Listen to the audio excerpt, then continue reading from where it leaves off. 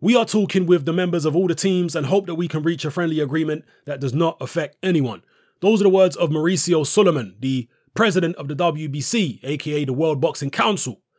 He is talking about this situation involving WBC heavyweight champion Deontay Wilder, his mandatory challenger Bermane Stiverne, and one of the leading contenders, Luis Ortiz. Apparently, ostensibly, Wilder is not interested in fighting Stiverne, and he instead wants to fight Ortiz. So Team Wilder have proposed that Stiverne take step-aside money, allow him to face Ortiz, and then Stiverne gets a guaranteed shot at the winner.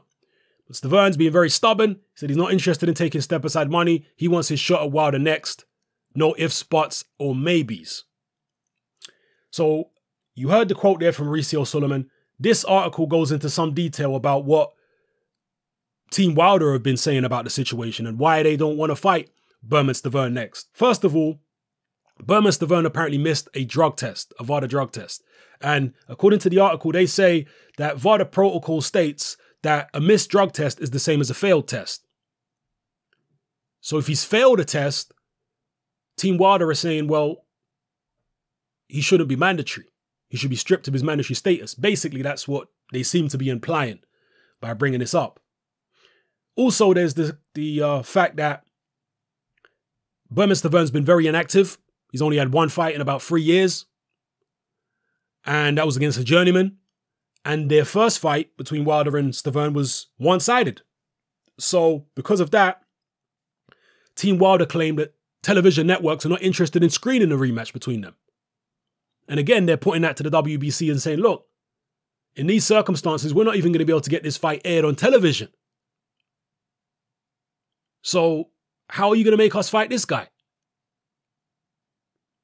A compelling case they're putting forward, to be honest with you, in my view, for not fighting Bermane Stiverne, particularly the drug testing situation.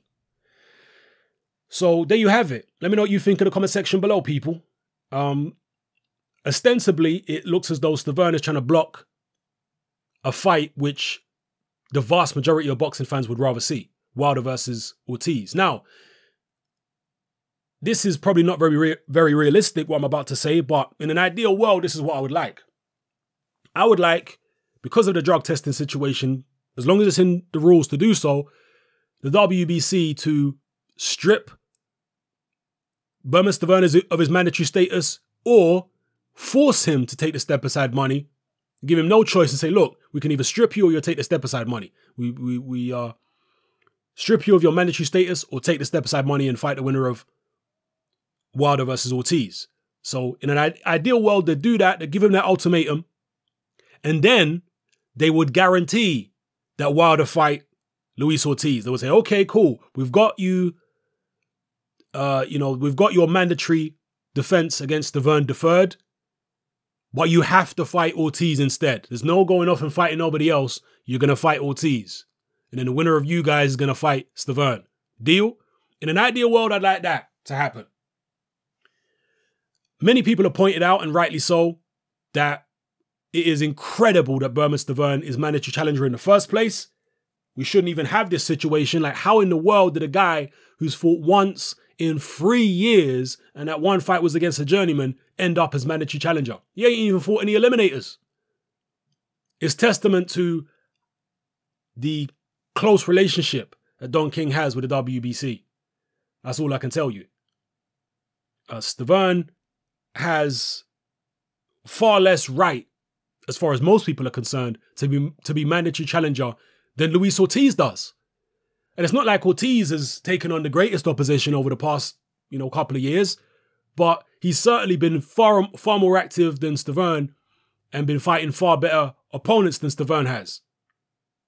So if anybody out of the two should be mandatory challenger, it should be Ortiz and not Stiverne. And I'm not saying Ortiz is the most deserving in the WBC top 10 to be mandatory challenger. I'm just saying he's more deserving than Stiverne. I think most people would agree with that.